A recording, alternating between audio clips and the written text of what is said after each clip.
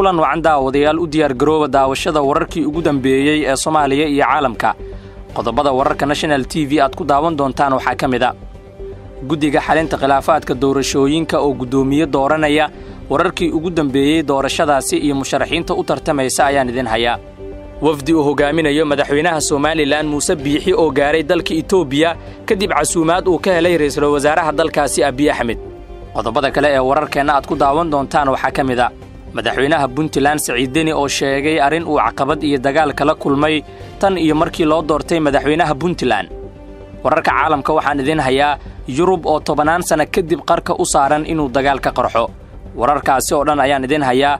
fadlan daawade aan ka qayb qaadano dhismaha dalkeenna anagoo ka fogaanayna wax walba oo dib inoo celin kara.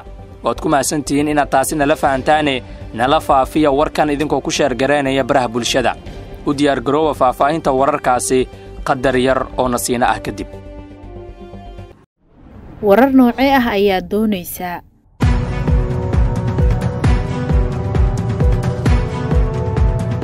ma wararkii ugu dambeeyay? ma dhacdooyinka ka yaabiya? mise kuwa ku dhiirigeliya? ma doonaysaa inaad ogaato waxyaabaha cusub ee socda? hadday jawaabtaadu haa tahay National TV ka dhiga wehelkaaga.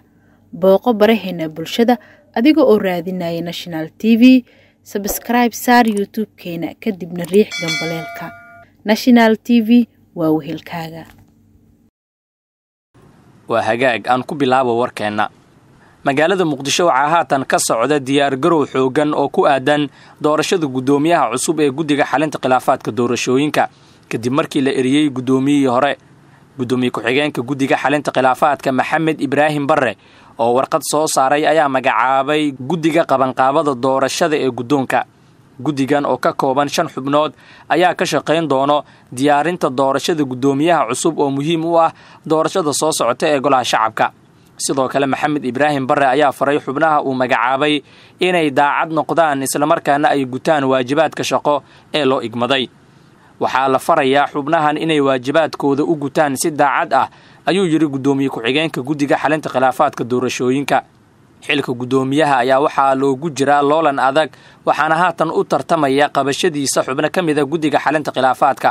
sidoo kale waxaa isku garbinaya inay guddoonka guddiga helaan dhinacyo kala duwan gaar ahaan Villa Soomaaliya, xafiiska Rooble iyo maamul goboleedyada sida horay u dhacday oo kale gaar ahaan doorashadii gudoomiyaha guddiga doorashooyinka dadban.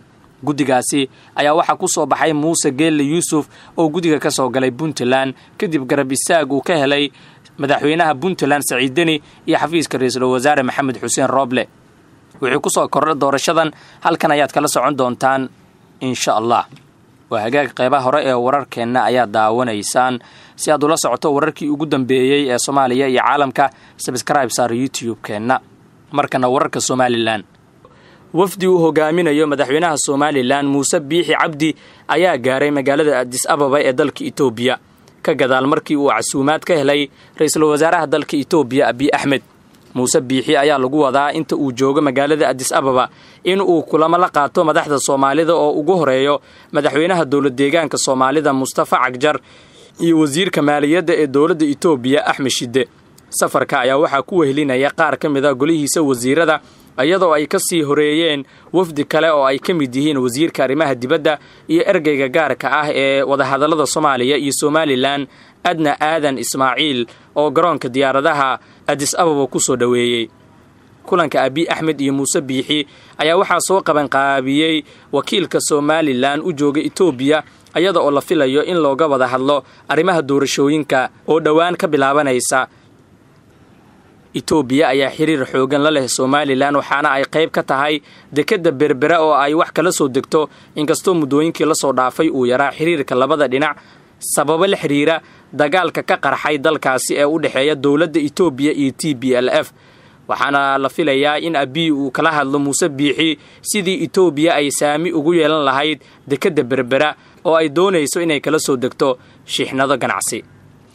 madaxweynaha maamulka Puntland Siciid Cabdullaahi Deni oo khudbad ka jeediyey shirka dhalinyarada oo toddobaadkan ka furmay magaalada Garowe ayaa soo bandhigay caqabadaha ku gadaaman jiritaanka dowladnimada Soomaaliya.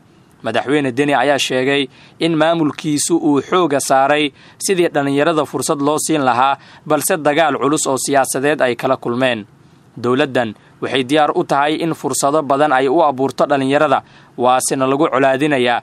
aad ayaan uga xumahay wax la soo dhaafay in dib la iigu celiyo. dhalinyarada waxaan leeyahay midnimada ummadda Soomaaliyeed iyo nabadda xooga saara ayuu yiri madaxweyne Deni.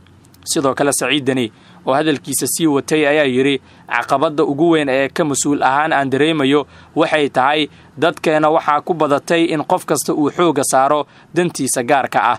waa jiraan waxyaabo naga soo gaaray burburkii oo aan ka soo kabanay laakiin wax badan oo cusub ayaa nagu soo biiraya. qatar ayaa ku soo wajahan Soomaaliya ma jirto ciidan guud ka fikiraysa.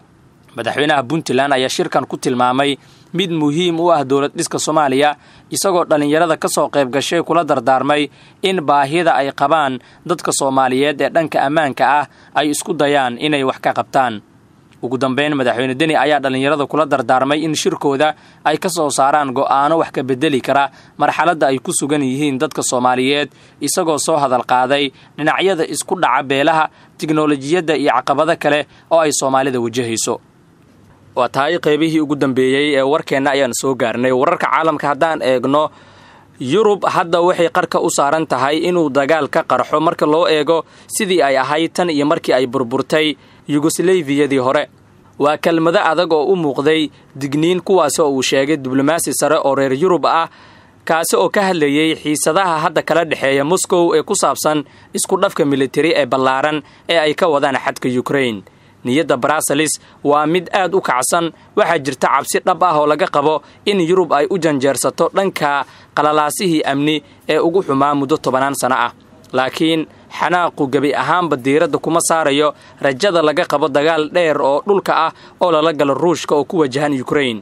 dad yar oo ku sugan halkan ayaa aaminsan in Moscow ay leedahay awood military oo waxa ay leeyihiin ha ka fikirin lacagta ama dhaqaalahooda ama taageerada dadka dalkooda. midowga Yurub wuxuu uga digayaa aqalka criminalka cawaaqib xumada ka dhalan karta haddii uu qaado tallaabo military oo ka dhan ah dalka deriska la ah ee Ukraine. wasiirka cusub ee arrimaha dibadda ee Jarmalka Annalena oo booqatay Moscow ayaa sidaasi sheegtay Isniintii la soo dhaafay. Sweden waxay boqolaal ciidan isbuucan dhamaadkiisa geysay jasiiradda istiraatiijiga ah ee Gotland oo ku taala badda Baltic halka Denmark ay xoojisay joogitaankeeda gobolka maalmo ka hor. xiisada sii kordhaysa ayaa sidoo kale dib u kicisay dooda labada dal ee Finland iyo Sweden ee ku saabsan inay hadda ku biirayaan ururka NATO iyo in kale. laakiin walaaca ugu weyn ee ka jira galbeedka ayaa ah Washington, NATO, UK iyo midowga Yurub waxaana aad u yar suurtagalnimada ah inuu dagaalka caadiga ah oo u dhaxeeya dalalkan uu ka dhaco dalka Ukraine. qodobkaasi ayaa ugu dambeeyay warkii aad ka daawanayseen National TV oo ku mahadsantihiin daawashada iyo la socodka wararkeena. inta ku kulmi doono wararkeena soo socda nabadgelyo.